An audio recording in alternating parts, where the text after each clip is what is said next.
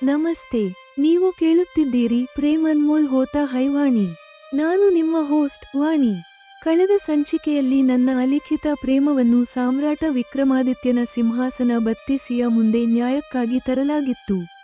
ಇಂದು ನೀವು ಸ್ವಪ್ನಿಲ್ ಮತ್ತು ನನ್ನ ಪ್ರೇಮದ ಮೇಲೆ ಬಂದ ಅಂತಿಮ ತೀರ್ಪು, ನನ್ನ ಉದಾಸೀನತೆಯನ್ನು ಹೆಚ್ಚಿಸಿದ ಆ ಅಮರ ಪ್ರೇಮ ಕಥೆ, ಮತ್ತು ಭಾರತಕ್ಕೆ ಮರಳುತ್ತಿದ್ದಂತೆಯೇ ನನ್ನ ಪಪ್ಪ ಮತ್ತು ಅಲ್ಕಾ ಮ್ಯಾಮ್ ನಡುವೆ ನಡೆಯುತ್ತಿರುವ ಅರಿಯದ ಕಥೆಯ ಮೊದಲ ಭಾಗವನ್ನು ಕೇಳುವಿರಿ.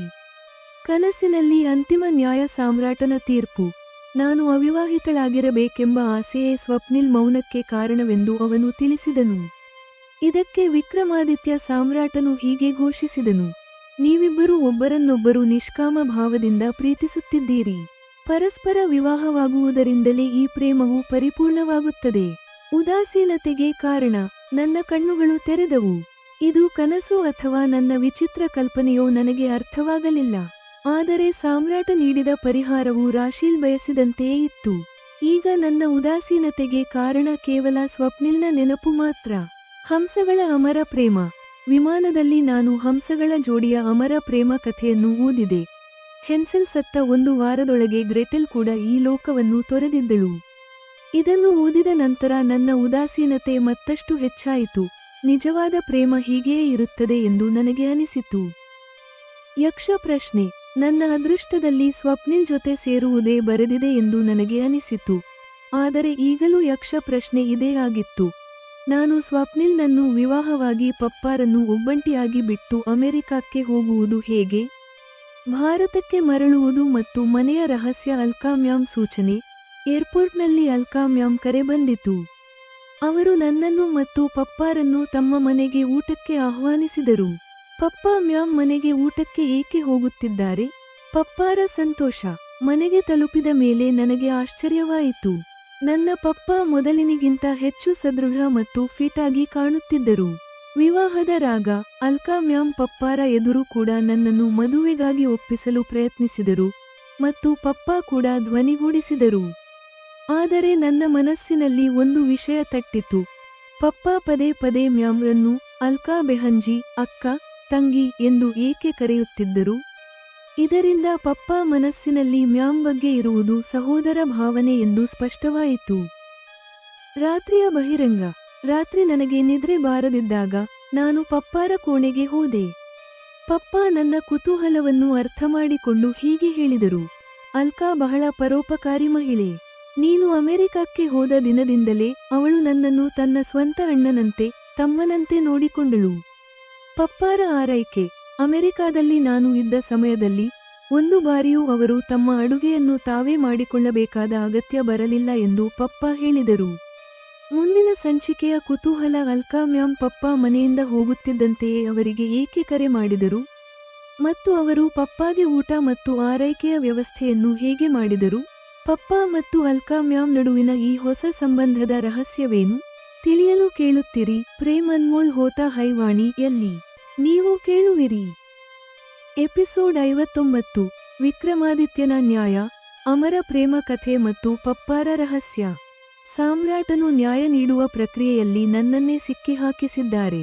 ಅವರು ನನ್ನ ಪ್ರೇಮದ ಅಪೇಕ್ಷೆಯನ್ನು ವಿವಾಹದವರೆಗೆ ತಲುಪಿಸಿದ್ದಾರೆ.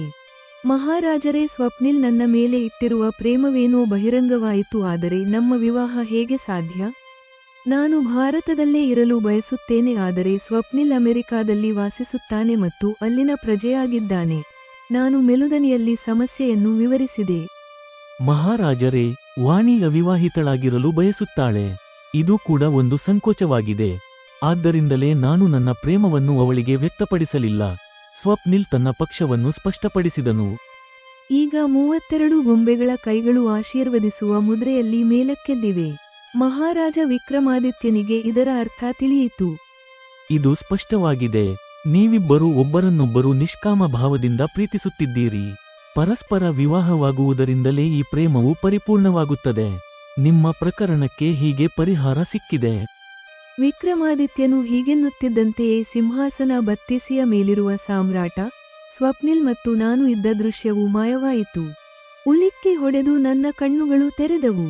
ನನ್ನ ಕಿವಿಗಳಲ್ಲಿ ವಿಮಾನ ಹಾರುತ್ತಿರುವ ಶಬ್ದವು ಕೇಳಿಸುತ್ತಿದೆ. ನನಗೆ ಅರ್ಥವಾಗಲಿಲ್ಲ, ಇದು ಕನಸು ಅಥವಾ ನಾನು ಯಾವುದೋ ವಿಚಿತ್ರ ಕಲ್ಪನೆಗಳಲ್ಲಿ ಮುಳುಗಿದ್ದೆನು. ಇದರಲ್ಲಿ ಸಾಮ್ರಾಟ ಹೇಳಿದ ಪರಿಹಾರವು ರಾಶೀಲ್ ಬಯಸಿದಂತೆಯೇ ಇದೆ. ನಾನು ಅವಿವಾಹಿತಳಾಗಿರಲು ಬಯಸುತ್ತೇನೆ. ಸ್ವಪ್ನಿಲ್ ತನ್ನ ಪ್ರೇಮವನ್ನು ಅಥವಾ ಮದುವೆಯ ಇಚ್ಛೆಯನ್ನು ವ್ಯಕ್ತಪಡಿಸದಿರುವುದರ ಹಿಂದೆ ನಿಜವಾಗಿಯೂ ಇದೇ ಕಾರಣವೇ? ನಾನು ಭಾರತದಿಂದ ಅಮೆರಿಕಕ್ಕೆ ಹೋಗುವುದು ಅಸಾಧ್ಯವಾದ ಮಾತೆ? ನನ್ನ ಮನಸ್ಸಿನಲ್ಲಿ ಮೂಡುತ್ತಿರುವ ಈ ಪ್ರಶ್ನೆಗಳಿಗೆ ಉತ್ತರ ನನಗೆ ಅಲ್ಲ, ಕಾಲಕ್ಕೇ ಗೊತ್ತು. ನಾನು ನನ್ನ ಜವಾಬ್ದಾರಿಗಳಲ್ಲಿ ಬ್ಯುಸಿಯಾಗಿ ಬಿಟ್ಟರೆ ಕಾಲಕ್ರಮೇಣ ಸ್ವಪ್ನಿಲ್ನನ್ನು ಮರೆಯಬಹುದು, ಅದು ಕೂಡ ಸಾಧ್ಯವೇ? ಅಥವಾ ಸ್ವಪ್ನಿಲ್ ಪ್ರೇಮವು ನನ್ನನ್ನು ಮದುವೆಗೆ ಮತ್ತು ಭಾರತ ಬಿಟ್ಟು ಹೋಗಲು ಈ ಎರಡಕ್ಕೂ ಸಿದ್ಧಗೊಳಿಸಬಹುದು. ಇಷ್ಟು ದಿನಗಳ ನಂತರ ಭಾರತಕ್ಕೆ ಮರಳುತ್ತಿರುವುದಕ್ಕೆ ನಾನು ಉತ್ಸಾಹದಿಂದಿರಬೇಕು.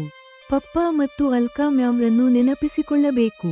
ಆದರೆ ಹಾಗೆ ಆಗುತ್ತಿಲ್ಲ. ನಾನು ಉದಾಸೀನಳಾಗಿದ್ದೇನೆ. ಅದಕ್ಕೆ ಕಾರಣ ಸ್ವಪ್ನಿಲ್ನ ನೆನಪುಗಳು ಮಾತ್ರ. ವಿಮಾನದ ಪ್ರಯಾಣದುದ್ದಕ್ಕೂ ಸ್ವಪ್ನಿಲ್ ಜೊತೆ ಕಳೆದ ಸಣ್ಣ ಪುಟ್ಟ ವಿಷಯಗಳು ನನ್ನ ಮನಸ್ಸಿನಲ್ಲಿ ಸುಳಿಯುತ್ತಲೇ ಇದ್ದವು. ನಾನು ವಿಮಾನದಲ್ಲಿ ಲಭ್ಯವಿದ್ದ ನಿಯತಕಾಲಿಕವನ್ನು ಕೈಗೆತ್ತಿಕೊಂಡೆ. ಪುಟಗಳನ್ನು ತಿರುಗಿಸುತ್ತಿದ್ದಾಗ ನನ್ನ ದೃಷ್ಟಿ ಹಂಸಗಳ ಜೋಡಿಯ ನಡುವೆ ಇರುವ ಅಮರ ಪ್ರೇಮ ಕಥೆಯ ಮೇಲೆ ಬಿದ್ದಿತು. ನಾನು ಓದಿದ್ದು, ಇಂಗ್ಲೆಂಡ್ನ ಕ್ಲೀಥಾರ್ಪ್ಸ್ನಲ್ಲಿ ಒಂದು ಬೋಟಿಂಗ್ ಲೇಕ್ ಇದೆ. ಅದರಲ್ಲಿ ಹೆನ್ಸೆಲ್ ಮತ್ತು ಗ್ರೆಟೆಲ್ ಎಂಬ ಹಂಸಗಳ ಜೋಡಿಯು ವರ್ಷಗಳಿಂದ ಒಟ್ಟಾಗಿ ಇರುವುದು ಕಂಡುಬರುತ್ತಿತ್ತು. 2022ರ ಚಳಿಗಾಲದಲ್ಲಿ ಕೆರೆಯ ನೀರು ಹೆಪ್ಪುಗಟ್ಟಿತ್ತು. ಹೆನ್ಸೆಲ್ ಮತ್ತು ಗ್ರೆಟೆಲ್ ಎರಡೂ ಮಂಜಿನಲ್ಲಿ ಸಿಕ್ಕಿಹಾಕಿಕೊಂಡಿದ್ದವು. ಗ್ರೆಟೆಲ್ ಅನ್ನು ಹೇಗೋ ರಕ್ಷಿಸಲಾಯಿತು, ಆದರೆ ಅಷ್ಟರಲ್ಲಾಗಲೇ ಹೆನ್ಸೆಲ್ ಹೆಪ್ಪುಗಟ್ಟಿ ಸಾವನ್ನಪ್ಪಿದ್ದ. ತನ್ನ ಸಂಗಾತಿಯನ್ನು ಕಳೆದುಕೊಂಡ ಗ್ರೆಟೆಲ್ ಕೂಡ ಹೆಚ್ಚು ಕಾಲ ಬದುಕಿರಲಾಗಲಿಲ್ಲ. ಹೆನ್ಸೆಲ್ ಸತ್ತ 1 ವಾರದೊಳಗೆ ಅವಳು ಕೂಡ ಈ ಲೋಕವನ್ನು ತೊರೆದಿದ್ದಳು. ಇದನ್ನು ಓದಿದ ನಂತರ ನನ್ನ ಉದಾಸೀನತೆ ಮತ್ತಷ್ಟು ಹೆಚ್ಚಾಯಿತು. ನಿಜವಾದ ಪ್ರೇಮವೆಂದರೆ ಹೀಗಿರುತ್ತದೆ. ಒಂದು ರೀತಿಯಲ್ಲಿ ಒಳ್ಳೆಯದೇ ಆಯಿತು. ನಾನು ಓದುತ್ತಿದ್ದ ಸಮಯದಲ್ಲಿ ಯಾರನ್ನೂ ಪ್ರೀತಿಸಲಿಲ್ಲ. ಇಲ್ಲದಿದ್ದರೆ ಓದಿನ ಮೇಲೆ ಗಮನ ಹರಿಸುವುದು ಕಷ್ಟವಾಗುತ್ತಿತ್ತು. ಒಂದು ವೇಳೆ ನಾನು ಪ್ರೀತಿಸಿದ್ದರೆ ಅದು ನನ್ನ ಜೊತೆ ಓದುತ್ತಿದ್ದ ಯಾರನ್ನೂ ಆಗಿರುತ್ತಿತ್ತು. ಅವರು ಖಂಡಿತವಾಗಿಯೂ ಸ್ವಪ್ನಿಲ್ನಷ್ಟು ಸಮರ್ಥರು ಮತ್ತು ಪ್ರತಿಭಾವಂತರೂ ಆಗಿರುತ್ತಿರಲಿಲ್ಲ. ಬಹುಶಃ ನನ್ನ ಅದೃಷ್ಟದಲ್ಲಿ ಸ್ವಪ್ನಿಲ್ ಜೊತೆ ಸೇರುವುದೇ ಬರೆದಿದೆ. ಆದ್ದರಿಂದಲೇ ಇದಕ್ಕೂ ಮುನ್ನ ನಾನು ಯಾರನ್ನೂ ಪ್ರೀತಿಸಲಿಲ್ಲ. ಮದುವೆಯ ಬಗ್ಗೆ ಪಪ್ಪ ಮಾಡಿದ ಒತ್ತಡ ಕೂಡ ನನ್ನ ಮೇಲೆ ಕೆಲಸ ಮಾಡಲಿಲ್ಲ. ನಾನು ಇವೆಲ್ಲವನ್ನೂ ಒಳ್ಳೆಯದೇ ಎಂದುಕೊಳ್ಳುತ್ತಿದ್ದೇನೆ. ಆದರೆ ಯಕ್ಷ ಪ್ರಶ್ನೆ ನನ್ನ ಮುಂದೆಯೇ ಇದೆ. ನಾನು ಸ್ವಪ್ನಿಲ್ನನ್ನು ವಿವಾಹವಾಗಿ ಪಪ್ಪಾರನ್ನು ಒಬ್ಬಂಟಿಯಾಗಿ ಬಿಟ್ಟು ಅಮೆರಿಕಕ್ಕೆ ಹೋಗುವುದು ಹೇಗೆ? ಏರ್ಪೋರ್ಟ್ನಿಂದ ಹೊರಬರುವ ಮುನ್ನವೇ ಅಲ್ಕಾ ಮ್ಯಾಮ್ ಕರೆ ಬಂದಿತು. ವೆಲ್ಕಮ್ ಬ್ಯಾಕ್, ವಾಣಿ. ನಿನ್ನನ್ನು ಪಿಕಪ್ ಮಾಡಿಕೊಳ್ಳಲು ನಾನು ವಸಂತನನ್ನು ಕಾರಿನೊಂದಿಗೆ ಕಳಿಸಿದ್ದೇನೆ. ಅವನು ನಿನ್ನನ್ನು ಗುರುತಿಸುತ್ತಾನೆ. ನೀನು ಅವನ ಜೊತೆ ಬಂದು ಬಿಡು, ಅವರು ಹೇಳಿದರು. ಥ್ಯಾಂಕ್ ಯು ಮ್ಯಾಮ್ ಎಂದು ನಾನು ಹೇಳಿದೆ. ವಾಣಿ, ನೀನು ನೇರವಾಗಿ ನಮ್ಮ ಮನೆಗೆ ಬಂದು ಬಿಡು. ನಾನು ನಿಮ್ಮ ಪಪ್ಪಾರನ್ನು ಊಟಕ್ಕೆ ಕರೆದಿದ್ದೇನೆ. ಊಟವಾದ ನಂತರ ನೀವಿಬ್ಬರೂ ನಿಮ್ಮ ಮನೆಗೆ ಹೋಗಬಹುದು ಎಂದು ಅವರು ಆದೇಶಿಸಿದರು. ಸರಿ ಮ್ಯಾಮ್, ಹಾಗೆಯೇ ಮಾಡುತ್ತೇನೆ ಎನ್ನುತ್ತಾ ನಾನು ಯೋಚಿಸುತ್ತಿದ್ದೇನೆ. ಪಪ್ಪ ಮತ್ತು ಮ್ಯಾಮ್ ನಡುವೆ ಯಾವಾಗ ಹೇಗೆ ಆಯಿತು? ಪಪ್ಪ ಮ್ಯಾಮ್ ಮನೆಗೆ ಊಟಕ್ಕೆ ಹೇಗೆ ಹೋಗುತ್ತಿದ್ದಾರೆ? ನಾನು ಮ್ಯಾಮ್ ಮನೆ ತಲುಪಿದೆ. ಅವರು ಪ್ರೀತಿಯಿಂದ ನನ್ನನ್ನು ಅಪ್ಪಿಕೊಂಡರು. ಅವರು ಮತ್ತೆ ನನಗೆ ನನ್ನ ತಾಯಿಯಂತೆಯೇ ಅನಿಸುತ್ತಿದ್ದಾರೆ. ನಾನು ಸ್ನಾನ ಮುಗಿಸಿ ಕೋಣೆಯಿಂದ ಹೊರಬಂದಾಗ ಪಪ್ಪ ಕೂಡ ಅಲ್ಲಿಗೆ ತಲುಪಿದರು. ಅವರನ್ನು ಕಂಡು ನನಗೆ ಆಶ್ಚರ್ಯವಾಯಿತು. ಅವರು ಮೊದಲಿನಿಗಿಂತ ಹೆಚ್ಚು ಸದೃಢ ಮತ್ತು ಫಿಟ್ ಆಗಿ ಕಾಣುತ್ತಿದ್ದರು. ವಾಹ್ ಪಪ್ಪ, ನೀವು ಬಹಳ ಸ್ಮಾರ್ಟ್ ಆಗಿ ಕಾಣುತ್ತಿದ್ದೀರಿ. ನಾನು ಅಮೆರಿಕಾದಲ್ಲಿ ಇದ್ದ ಸಮಯದಲ್ಲಿ ನೀವು ಒಬ್ಬಂಟಿಯಾಗಿದ್ದೀರಿ. ಒಬ್ಬಂಟಿಯಾಗಿ ಇರುವುದರಿಂದ ನಿಮಗೆ ತೊಂದರೆ ಆಗಲಿಲ್ಲವಷ್ಟೇ? ಈ ದಿನಗಳಲ್ಲಿ ನನಗೆ ಇದೇ ದೊಡ್ಡ ಚಿಂತೆಯಾಗಿತ್ತು. ನಾನು ಅವರ ಪಾದಗಳನ್ನು ಮುಟ್ಟಿ ನಮಸ್ಕರಿಸುತ್ತಾ ಹೇಳಿದೆ. ಪಪ್ಪ ನನ್ನನ್ನು ಪ್ರೀತಿಯಿಂದ ಭುಜ ತಟ್ಟಿದರು. ವಾಣಿ, ಅಮೆರಿಕಕ್ಕೆ ಹೋದ ನನ್ನ ಮಗಳು ಮರಳಿ ಬಂದಾಗ ಇನ್ನೂ ಸುಂದರವಾಗಿ ಪ್ರೀತಿಪಾತ್ರಳಾಗಿ ಬಂದಿದ್ದಾಳೆ ಎಂದು ನನಗೂ ಅನಿಸುತ್ತಿದೆ. ಪಪ್ಪ ನನ್ನನ್ನು ಆಶ್ಚರ್ಯದಿಂದ ನೋಡುತ್ತಿದ್ದಾರೆ. ಅಲ್ಕಾ ಮ್ಯಾಮ್ ನಮ್ಮ ತಂದೆ ಮಗಳ ಮಿಲನವನ್ನು ನೋಡುತ್ತಿದ್ದಾರೆ. ಅವರು ಇಂತಹ ಒಳ್ಳೆಯ ಅವಕಾಶವನ್ನು ಎಲ್ಲಿ ಬಿಡುತ್ತಾರೆ? ನೀರಜ್ ಅವರೇ, ಅದಕ್ಕೆ ನಾನು ವಾಣಿಗೆ ಹೇಳುತ್ತಿರುವುದು, ವಾಣಿ ನೀನು ಮದುವೆ ಮಾಡಿಕೋ. ಇದರಿಂದ ನೀನು ನಿಮ್ಮ ಪಪ್ಪ ಇಬ್ಬರೂ ಮತ್ತಷ್ಟು ಸಂತೋಷದಿಂದ ಇರುತ್ತೀರಿ. ಆದರೆ ಇವಳು ಕೇಳುವುದಿಲ್ಲ, ಮ್ಯಾಮ್ ನಗುತ್ತಾ ಹೇಳಿದರು. ಅಲ್ಕಾ ಬೆಹನ್ಜಿ, ನೀವನ್ನಾದರೂ ಇವಳಿಗೆ ತಿಳಿಸಿ ಹೇಳಿ. ನನ್ನ ಮಾತುಗಳೆಲ್ಲವನ್ನೂ ಕೇಳುತ್ತಾಳೆ, ಆದರೆ ಮದುವೆಯ ಮಾತು ಮಾತ್ರ ಕೇಳುವುದೇ ಇಲ್ಲ. ಇವಳು ಮದುವೆಯಾದರೆ ನನ್ನ ಜವಾಬ್ದಾರಿ ತೀರಿತು. ಪಪ್ಪ ಕೂಡ ಮ್ಯಾಮ್ ಜೊತೆಗೂಡಿದರು. ಪಪ್ಪಾ ಮ್ಯಾಮ್ರನ್ನು ಬೆಹನ್ಜಿ ಎಂದು ಕರೆಯುವುದು ನನ್ನ ಗಮನ ಸೆಳೆಯಿತು. ಅಂದರೆ ಅಲ್ಕಾ ಮ್ಯಾಮ್ ಅವರನ್ನು ಇನ್ನೊಂದು ರೂಪದಲ್ಲಿ ನೋಡುತ್ತಿದ್ದಾರೆಂದು ಅವರಿಗೆ ತಿಳಿದಿಲ್ಲ. ಅಲ್ಕಾ ಮ್ಯಾಮ್, ಪಪ್ಪಾ ಮತ್ತು ರಾಶೀಲ್ ನನ್ನನ್ನು ಮದುವೆಗೆ ಒಪ್ಪಿಸಲು ಪ್ರಯತ್ನಿಸುತ್ತಿರುವುದು ನನಗೆ ಇಷ್ಟವಾಗುತ್ತಿದೆ. ಆದರೂ ನಾನು ಇನ್ನೂ ಆಸಕ್ತಿ ಇಲ್ಲದಂತೆಯೇ ನಟಿಸಬೇಕೆಂದಿದ್ದೇನೆ. ಸ್ವಪ್ನಿಲ್ ಮತ್ತು ನನ್ನ ವಿವಾಹದ ವಿಷಯದಲ್ಲಿ ಪಪ್ಪಾರನ್ನು ಒಬ್ಬಂಟಿಯಾಗಿ ಬಿಡದಂತೆ ಇರುವ ಯಾವುದೇ ದಾರಿಯೂ ನನಗೆ ತೋಚುತ್ತಿಲ್ಲ. ನಾನು ಆಲೋಚನೆಯಲ್ಲಿ ಇರುವುದನ್ನು ಕಂಡು ಪಪ್ಪಾ ಕೇಳಿದರು. ವಾಣಿ, ನೀನು ಏಕೆ ಮೌನವಾಗಿದ್ದೀಯಾ? ಏನಾದರೂ ಮಾತನಾಡು. ಪಪ್ಪಾ, ನನಗೆ ನಿದ್ರೆ ಬರುತ್ತಿದೆ. ಊಟ ಮಾಡಿ ಮಲಗಬೇಕೆಂದಿದ್ದೇನೆ. ನಾನು ಮೆಲ್ಲಗೆ ಅಂದೆ. ನಿನಗೆ ಜೆಟ್ ಆಗಿದೆ. ಒಳ್ಳೆಯದು. ನೀನು ಊಟ ಮಾಡಿ ಸ್ವಲ್ಪ ಹೊತ್ತು ಮಲಗು ಎನ್ನುತ್ತಾ ಮ್ಯಾಮ್ ಎದ್ದರು. ನನ್ನಿ ನೀರಜ್ ಅವರೇ, ಊಟ ಮಾಡೋಣ ಎನ್ನುತ್ತಾ ಅವರು ನಡೆದರು. ಪಪ್ಪಾ ಮತ್ತು ನಾನು ಕೂಡ ಅವರ ಹಿಂದೆ ಹೋದೆವು. ಊಟ ಮಾಡುವಾಗ ಪಪ್ಪಾ ಮತ್ತು ಅಲ್ಕಾ ಮ್ಯಾಮ್ ಮಾತನಾಡುತ್ತಲೇ ಇದ್ದರು. ಅವರ ಮಾತುಗಳನ್ನು ಕೇಳುತ್ತಿದ್ದರೆ ನಾನು ಅಮೆರಿಕಾದಲ್ಲಿ ಇದ್ದ ಸಮಯದಲ್ಲಿ ಅವರು ಇಂದು ಮೊದಲು ಕೂಡ ಕೆಲವು ಬಾರಿ ಭೇಟಿಯಾಗಿದ್ದಾರೆಂದು ಅರ್ಥವಾಗುತ್ತಿದೆ. ಅವರ ನಡುವಿನ ಸಂಭಾಷಣೆ ಸಾಧಾರಣವಾಗಿದೆ. ಪಪ್ಪಾ ಅಲ್ಕಾ ಮ್ಯಾಮ್ ವ್ಯವಹಾರಗಳ ಬಗ್ಗೆ, ಮ್ಯಾಮ್ ಅವರ ಪುಸ್ತಕಗಳ ವ್ಯವಹಾರದ ಬಗ್ಗೆ ಕೇಳುತ್ತಿದ್ದಾರೆ. ಇಬ್ಬರ ನಡುವೆ ಈಗ ಪರಿಚಯ ಹೆಚ್ಚಾಗಿದೆ. ಇದನ್ನು ನೋಡಿ ನನಗೆ ಸಂತೋಷವಾಯಿತು. ಊಟದ ನಂತರ ಮ್ಯಾಮ್ ನನ್ನನ್ನು ಅಲ್ಲೇ ಇರಲು ಹೇಳಿದರು. ಆದರೆ ನಾನು ಪಪ್ಪಾ ಜೊತೆ ಮನೆಗೆ ಹೋಗಲು ಬಯಸಿದೆ. ಅಲ್ಕಾ ಮ್ಯಾಮ್ ತಮ್ಮ ಕಾರಿನಲ್ಲಿ ನಮ್ಮನ್ನು ಮನೆಯ ಬಳಿ ಬಿಟ್ಟರು. ಮನೆಗೆ ಹೋಗುವ ದಾರಿಯಲ್ಲಿಯೂ ನಾನು ನಿದ್ರೆಯ ಮಸ್ತಿನಲ್ಲಿದ್ದೆ. ಇದನ್ನು ನೋಡಿ ಪಪ್ಪಾ ಏನೂ ಮಾತನಾಡಲಿಲ್ಲ. ನಮ್ಮ ನಡುವೆ ಯಾವುದೇ ಸಂಭಾಷಣೆಯೂ ನಡೆಯಲಿಲ್ಲ. ಹಗಲು ಮಲಗಿರುವುದರಿಂದ ರಾತ್ರಿ ನನಗೆ ನಿದ್ರೆ ಬರುತ್ತಿಲ್ಲ. ನನ್ನ ಮನಸ್ಸಿನಲ್ಲಿ ಎಷ್ಟೋ ಕುತೂಹಲಗಳಿವೆ. ಪಪ್ಪಾ ಎಚ್ಚರವಾಗಿದ್ದಾರಾ ಎಂದು ನೋಡಲು ಮೆಲ್ಲನೆ ಅವರ ಕೋಣೆಯ ಕಡೆ ಹೋದೆ. ಕೋಣೆಯಲ್ಲಿ ಕತ್ತಲೆ ಇದ್ದರೂ ನನ್ನ ಅಡಿಗಳ ಸದ್ದು ಪಪ್ಪಾಗೆ ಕೇಳಿಸಿದಂತಿದೆ.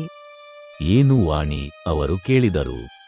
ಏನಿಲ್ಲ ಪಪ್ಪಾ, ನಿದ್ರೆ ಬರುತ್ತಿಲ್ಲ, ಅದಕ್ಕೆ ನೀವು ಕೂಡ ಎಚ್ಚರವಾಗಿದ್ದೀರಾ ಎಂದು ನೋಡಲು ಬಂದೆ, ನಾನು ತಿಳಿಸಿದೆ. ಇದು ಕೇಳಿ ಪಪ್ಪಾ ಬೆಡ್ ಮೇಲಿಂದ ಎದ್ದರು. ಅವರು ಲೈಟ್ ಹಾಕಿ ಕೋಣೆಯನ್ನು ಬೆಳಗಿದರು. ಬಾ, ಕೂತ್ಕೋ, ಸ್ವಲ್ಪ ಹೊತ್ತು ಮಾತನಾಡೋಣ. ಪಪ್ಪಾ ನನ್ನ ಉದ್ದೇಶವನ್ನು ಅರ್ಥ ಮಾಡಿಕೊಂಡರು. ಅವರು ಬೆಡ್ಗೆ ಆತುಕೊಂಡು ಕುಳಿತರು. ನಾನು ಕೂಡ ಅವರ ಜೊತೆ ಕುಳಿತೆ. ಇಂದು ಮ್ಯಾಮ್ ನಿಮ್ಮನ್ನು ಊಟಕ್ಕೆ ಹೇಗೆ ಕರೆದರು? ಪಪ್ಪಾ ಏನಾದರೂ ಹೇಳುವ ಮುಂಚೆ ನನ್ನ ಕುತೂಹಲವನ್ನು ತೀರಿಸಿಕೊಳ್ಳಲು ನಾನೇ ಕೇಳಿಬಿಟ್ಟೆ. ಅಲ್ಕಾ ಬಹಳ ಪರೋಪಕಾರಿ. ನೀನು ಅಮೆರಿಕಕ್ಕೆ ಹೋದ ದಿನದಿಂದಲೇ ಅವಳು ನನ್ನನ್ನು ತನ್ನ ಸ್ವಂತ ಸಹೋದರಿಯಂತೆ ನೋಡಿಕೊಂಡಳು. ಪಪ್ಪಾ ಮ್ಯಾಮ್ ಬಗ್ಗೆ ಪ್ರಶಂಸಿಸುತ್ತಾ ಹೇಳಿದರು. ಪಪ್ಪಾ ಮ್ಯಾಮ್ರನ್ನು ಪದೇ ಪದೇ ಬೆಹನ್ಜಿ ಎಂದು ಕರೆಯುವುದರಿಂದ ಅವರ ಮನಸ್ಸಿನಲ್ಲಿರುವುದು ಸೋದರ ಭಾವನೆ ಎಂದು ಸ್ಪಷ್ಟವಾಯಿತು. ಅಲ್ಕಾ ಮ್ಯಾಮ್ ತಮ್ಮ ಪ್ರೇಮವನ್ನು ಕೇವಲ ಅಭಿಮಾನದ ರೂಪದಲ್ಲಿಯೇ ವ್ಯಕ್ತಪಡಿಸಿದ್ದಾರೆಂದು ಇದರಿಂದ ತಿಳಿಯುತ್ತಿದೆ. ಹೌದು, ಅವಳು ಪರೋಪಕಾರಿಯೇ. ನಾನು ಇದರ ಬಗ್ಗೆ ವಿವರವಾಗಿ ಕೇಳಬಯಸುತ್ತೇನೆ. ಪಪ್ಪಾ ನನ್ನ ಜಿಜ್ಞಾಸೆಯನ್ನು ಅರ್ಥಮಾಡಿಕೊಂಡರು. ನೀನು ಇಲ್ಲಿ ಇಲ್ಲದ ಈ ದಿನಗಳಲ್ಲಿ ಒಂದು ಬಾರಿಯೂ ನಾನು ನನ್ನ ಅಡುಗೆಯನ್ನು ನಾನೇ ಮಾಡಿಕೊಳ್ಳಬೇಕಾದ ಅಗತ್ಯ ಬರಲಿಲ್ಲ. ನೀನು ಹೋದ ಕೂಡಲೇ ಮ್ಯಾಮ್ ಕಡೆಯಿಂದ ಕರೆ ಬಂದಿತು. ನನ್ನ ಬಳಿ ಅವರ ನಂಬರ್ ಇರಲಿಲ್ಲ. ಅವರಿಗೆ ನನ್ನ ನಂಬರ್ ಹೇಗೆ ತಿಳಿಯಿತೋ ಗೊತ್ತಿಲ್ಲ. ಅವರು, ನಮಸ್ತೆ ನೀರಜ್ ಅವರೇ, ನಾನು ಅಲ್ಕಾ ಭಾಟಿಯಾ ಮಾತನಾಡುತ್ತಿದ್ದೇನೆ ಎಂದರು. ಪಪ್ಪಾ ಹೇಳಿದರು. ನನಗೆ ಅರ್ಥವಾಗಲು ಹೆಚ್ಚು ಸಮಯ ಹಿಡಿಯಲಿಲ್ಲ. ಅಲ್ಕಾ ಮ್ಯಾಮ್ಗೆ ಪಪ್ಪಾ ನಂಬರ್ ತಿಳಿಯುವುದು ಕಷ್ಟವೇನೂ ಅಲ್ಲ. ಪಪ್ಪಾ ಶಾಪ್ನಲ್ಲಿ ನೀಡುವ ಪುಸ್ತಕಗಳ ಕವರ್ ಮೇಲೆ ಪಪ್ಪಾ ಕಾಂಟ್ಯಾಕ್ಟ್ ನಂಬರ್ ಬರೆದಿರುತ್ತದೆ. ಕರೆ ಮಾಡಿ ಮ್ಯಾಮ್ ನಿಮ್ಮ ಬಳಿ ಏನು ಹೇಳಿದರು? ನನಗೆ ಇನ್ನೂ ವಿವರಗಳನ್ನು ತಿಳಿಯಬೇಕೆಂಬ ಆತುರ ಉಂಟಾಗುತ್ತಿದೆ. ಜೆಮಿನಾಯ್ ವಿಮರ್ಶೆ, ಸೃಜನಾತ್ಮಕ ಮಾರ್ಗದರ್ಶನ ಮತ್ತು ಪ್ರಸ್ತುತಿ ಸೂಚನೆಗಳು. ಎಪಿಸೋಡ್ 59 ಸಮಾಪ್ತ.